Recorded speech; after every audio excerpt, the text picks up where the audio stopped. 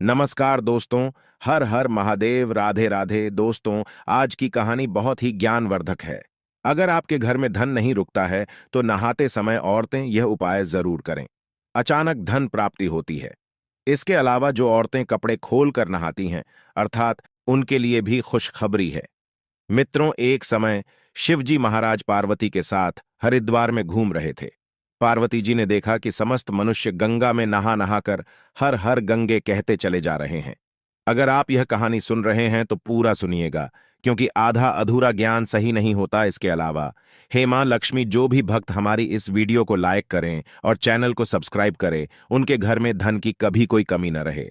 उनका घर हमेशा धन से भरा रहे। दोस्तों, भगवान के नाम पर कंजूसी न करें। सबसे पहले अपनी पूरी सच्ची श्रद्धा से कमेंट में हर हर महादेव, ओम नमः शिवाय, राधे राधे जरूर लिखें। दोस्तों, जब पार्वती जी ने देखा कि समस्त मनुष्य गंगा में नहा नहाकर हर हर गंगे कहते चले जा रहे हैं, परंतु सभी दुखी और परेशान हैं, तब पार्वती जी ने बड़े आश्चर्य से शिवजी से पूछा कि हे महादेव, गंगा में इतनी बार स्नान करने पर भी इनके पाप और दुखों का नाश क्यों नहीं हुआ? क्या गंगा में सत्यता नहीं रही?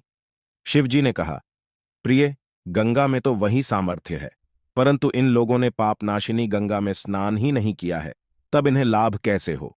पार्वती जी ने आश्चर्य से कहा कि स्नान कैसे नहीं किया? सभी तो नहा कर जा रहे हैं, अभी तक इनके शरीर भी नहीं सूखे हैं। शिवजी ने कहा, यह केवल जल में डुबकी लगाकर आ रहे हैं। तुम्हें कल इसका रहस्य समझाऊंगा। दूसरे दिन बड़े जोर की बरसात होने लगी। गलियां कीचड़ से भर गई। एक चौड़े रास्ते में एक गहरा गड्ढा था। चारों ओर कीचड़ भर रहा था। शिवजी ने लीला से ही वृद्ध रूप धारण कर लिया और विवश की तरह गड़ा में जाकर ऐसे पड़ गए जैसे कोई मनुष्य चलता चलता गड्ढे में गिर पड़ा हो और निकलने की चेष्टा करने पर भी ना निकल पा रहा हो। पार्वती जी को उन्होंने यह समझाकर गड्ढे के पास बैठा दिया कि देखो, तुम लोगों को सुना सुनाकर यूं पुकारती रहो कि मेरे वृद्ध पति अकस्मात गड्ढे में गिर पड़े हैं। कोई पुण्य आत्मा इन्हें निकालकर इनके प्राण बचाए और मुझ असहाय की सहायता करें। शिवजी ने यह और समझा दिया कि जब कोई गड्ढे में से मुझे निकालने को तैयार हो, तब इतना और कह देना कि भाई, मेरे पति सर्वथा निष्पाप है। इन्हें वही छुए जो स्वयं निष्पाप हो। यदि आप निष्पाप है तो इनके हाथ लगाइए, नहीं तो हाथ लगाते ही आप भस्म हो जाएंगे। पार्वती जी तथास्तु कहकर गड्ढे के किनारे बैठ गई और आने जाने वालों को सुना सुनाकर शिव जी की सिखाई हुई बात कहने लगी। गंगा में नहाकर लोगों के दल आ रहे हैं। सुंदर युवती को यूं बैठी देखकर कईयों के मन में पाप आया। कईयों को कुछ धर्म का भय हुआ, कई कानून से डरे। कुछ लोगों ने तो पार्वती जी को यह भी सुना दिया कि मरने दे बुढ़े को, क्यों उसके लिए रोती है। और कुछ दयालु चरित्रवान पुरुष थे। उन्होंने करुणावश उस युवती के पति को निकालना चाहा, परंतु पार्वती के वचन सुनकर वे भी रुक गए। उन्होंने सोचा कि हम गंगा में नहाकर आए हैं तो क्या हुआ, पापी तो है ही, कहीं सहायता करते समय हम भस्म न हो जाएं। इस स्त्री के कथन के अनुसार हम स्वयं भस्म न हो जाए, किसी का साहस नहीं हुआ। सैकड़ों आए, सैकड़ों ने पूछा और चले गए। संध्या हो चली। शिवजी ने कहा, पार्वती, देखा आया कोई सच्चे हृदय से गंगा में नहाने वाला। थोड़ी देर बाद एक जवान हाथ में लौटा लिए हर हर गंगे करता हुआ निकला। पार्वती ने उसे भी वही बात कही। युवक का हृदय करुणा से भर आया। उसने शिवजी को निकालने की तैयारी की। पार्वती ने रोककर कहा कि भाई, यदि तुम सर्वथा निष्पाप नहीं होंगे तो मेरे पति को छूते ही जल जाओगे। उसने उसी समय बिना किसी संकोच के दृढ़ निश्चय के साथ पार्वती से कहा कि माता, मेरे निष्पाप होने में तुझे संदेह क्यों होता है? देखती ही नहीं, मैं अभी गंगा नहा कर आया हूं। भला गंगा में गोता लगाने के बाद भी कभी पाप रहते हैं? अभी तुम्हारे पति को निकालता हूं। युवक ने लपककर बूढ़े को ऊपर उठा लिया।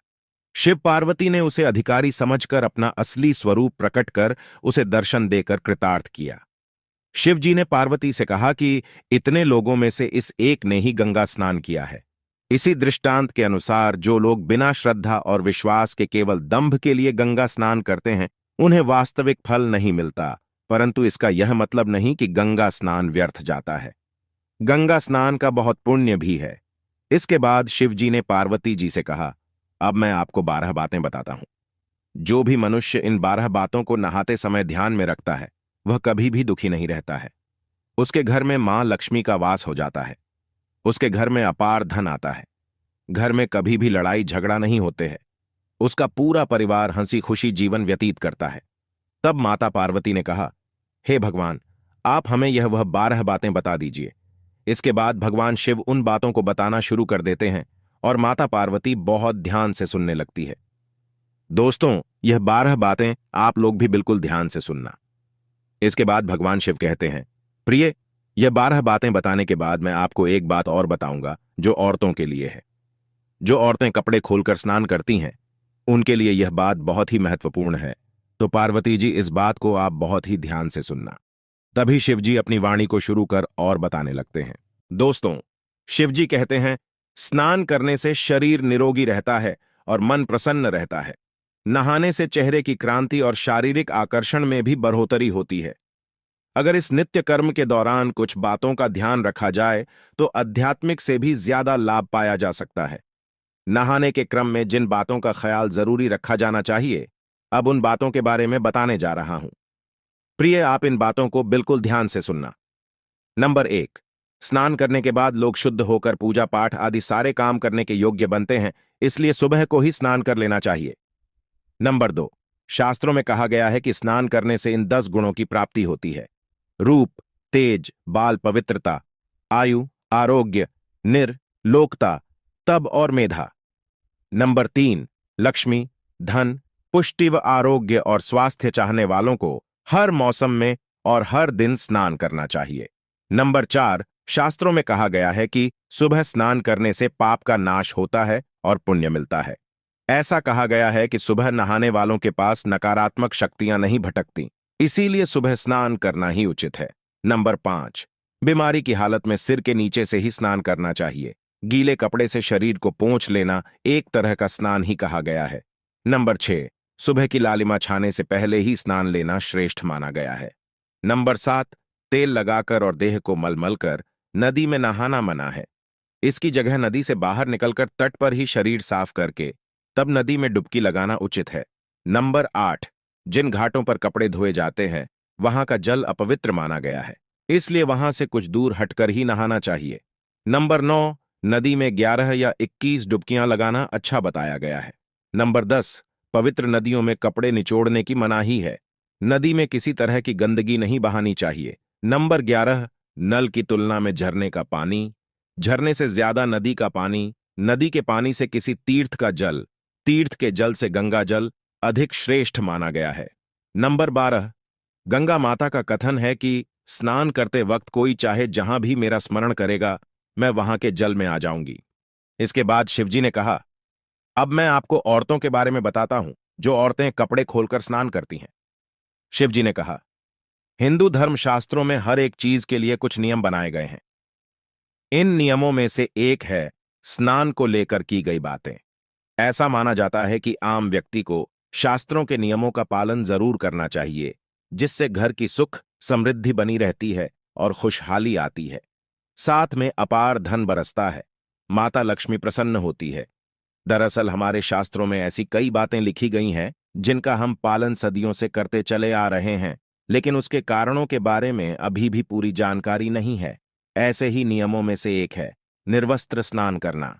आपने अक्सर घर के बड़ों को ऐसा कहते सुना होगा कि कभी भी स्नान बिना कपड़ों के यानी निर्वस्त्र नहीं करना चाहिए। अगर हम पौराणिक कथाओं की बात करें तो निर्वस्त्र स्नान की मनाही का एक सबसे बड़ा कारण कृष्ण जी के समय से जुड़ा है। पौराणिक कथाओं के अनुसार एक बार जब गोपिकाएं सरोवर में स्नान कर रही थीं और वो निर्वस्त्र थी, उस समय बाल कृष्ण ने गोपियों के सभी वस्त्र छिपा दिए। उस समय जब कृष्ण जी ने उनके वस्त्र छिपा लिए और गोपियों ने अपने वस्त्र वापस लेने की प्रार्थना की, तब कृष्ण जी ने उन्हें समझाया कि कहीं भी बिना वस्त्र धारण किए स्नान नहीं करना चाहिए। इससे जल के देवता वरुण का अपमान होता है, इसलिए आपको निर्वस्त्र स्नान न करने की सलाह दी जाती है।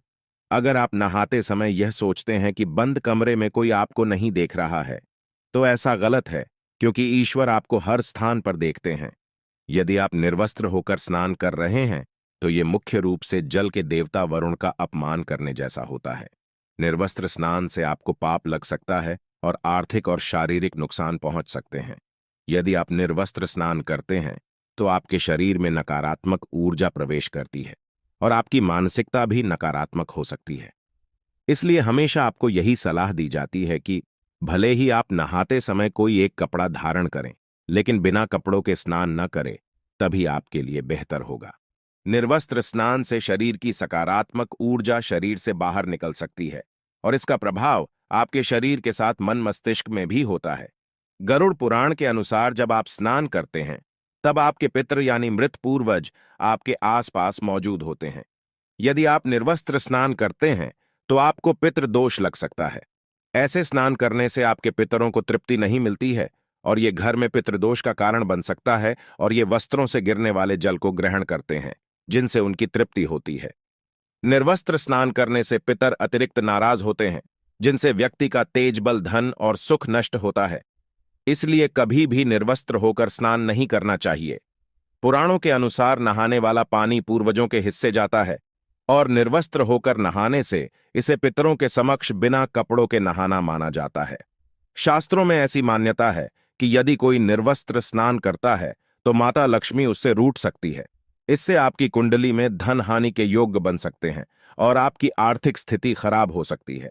इन्हीं कारणों से आपको निर्वस्त्र स्नान न करने की सलाह दी जाती है और शास्त्रों में भी इस बात की मनाही है।